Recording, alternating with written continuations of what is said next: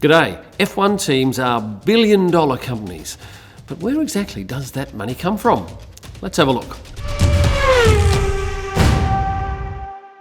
Well, a fair whack of their budget comes from sponsorship. That will come as no surprise. Depending on the type of sponsorship and where your logo is placed on the car, these sponsorship deals can range anywhere from tens of thousands up to $100 million a year. So what would you get for tens of thousands? Well, you might get your logo on the team's website or the back of the garage and maybe a couple of corporate tickets throughout the year.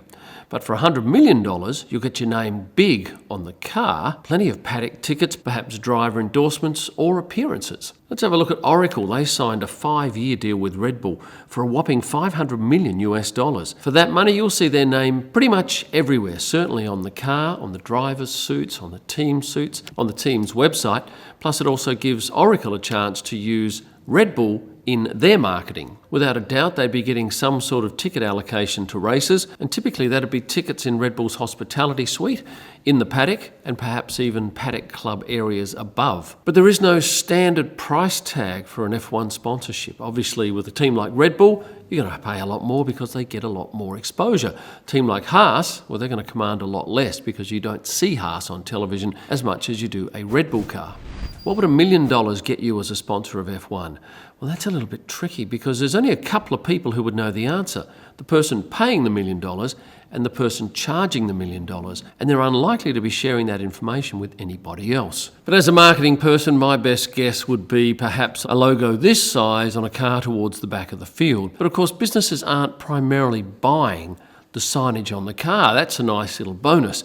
There are other things that they're looking for a sponsorship to do, and it might be to enhance their reputation in their industry, allow them to take important clients to a race, or perhaps sell their product to that team. So which teams have the most sponsors? Well, let's have a look at this list. McLaren clearly heads that list with 51, Kick Sauber with 41, Ferrari 37, and Red Bull 34. F1 teams, of course, have sales departments, and their job is to sell sponsorships to businesses to help fund their racing.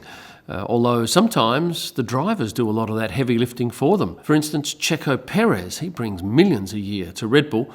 In particular, Telcel is one that comes to mind, but there are other drivers who also bring money to a team. A number of teams have watch sponsors, and this watch recently caught my eye. This is a 98 T4. Now, this isn't just a watch, it's a piece of Formula One history, because each timepiece features an original part of Ayrton Senna's 1986 Lotus 98T chassis number 4.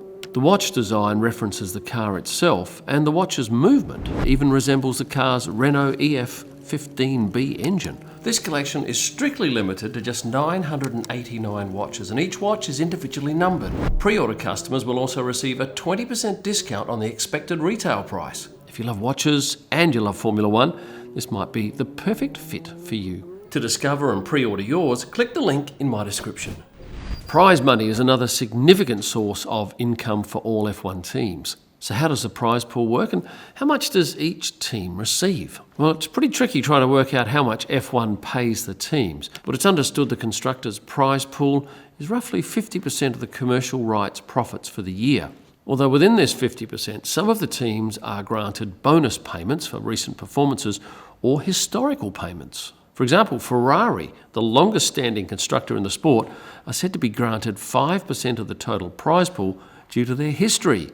It's just a gift. Of course, F1 knows that Ferrari is incredibly important to Formula One as they account for a massive chunk of the fan base. So it's just good business for F1 to reward Ferrari for their longevity in the sport. Some of the other teams that also receive those bonuses are McLaren, Red Bull, and Mercedes. These bonus payments are said to make up about 25% of the total prize pool, leaving the remaining 75% for the 10 teams to split based on the Constructors' Championship standing. Let's have a look at what the teams earned last year, with Red Bull topping the list at $140 million. Second place in the Constructors' Championship, $131 million for Mercedes, followed by Ferrari, $122 million, McLaren, $113 million, Aston Martin, $104 million, Alpine 95, Williams 87, AlphaTauri 78 million, Alfa Romeo 69 million, and poor old Haas right down the back of the field, snaring a measly 60 million US dollars. That's a prize pool of around $1 billion US dollars shared between those 10 teams.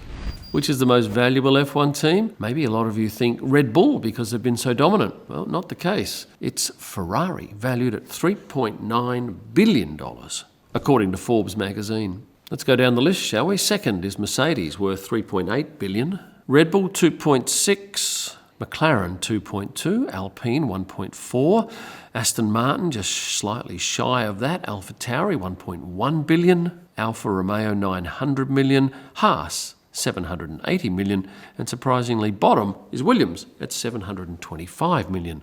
All United States dollars. Other ways F1 teams make money: by selling hospitality and VIP experiences. I've done Red Bull's hospitality package. Friends of mine have done Mercedes hospitality packages.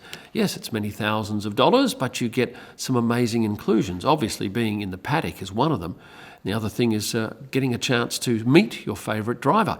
If you're up in one of the paddock club suites of, say, McLaren's, you will be guaranteed to see a driver or two over the weekend. It's unlikely that they'll do any other appearances but for their own team. And people will gladly stump up, I'm guessing $10,000 US, for a 3-day ticket in one of those team suites. Some teams sell engines to other teams, the likes of Ferrari providing engines for Haas and Stake, or Mercedes providing engines for McLaren, Aston Martin and Williams. And what are they charging these customers? It's got to be tens of millions, surely. And then there's licensing and merchandising. All teams sell merchandise, including team apparel, accessories and collectibles, both at the track and online. Now, the apparel in particular is a huge earner.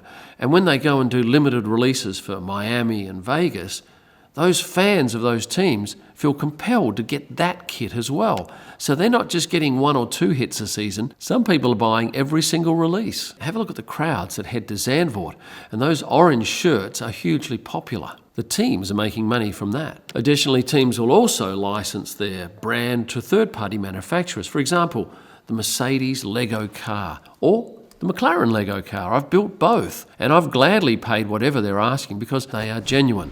What you've seen here is a number of ways that teams raise money to cover the enormously expensive cost of going racing. There are other ways, but I won't get into those details at the moment. If you've enjoyed this video, please give it a like and subscribe if you haven't done so. And if you want to have a look at that magnificent 98 T4 watch, click in the link below. Thanks for watching and stay passionate. 1, 2, 3, good. Constructors.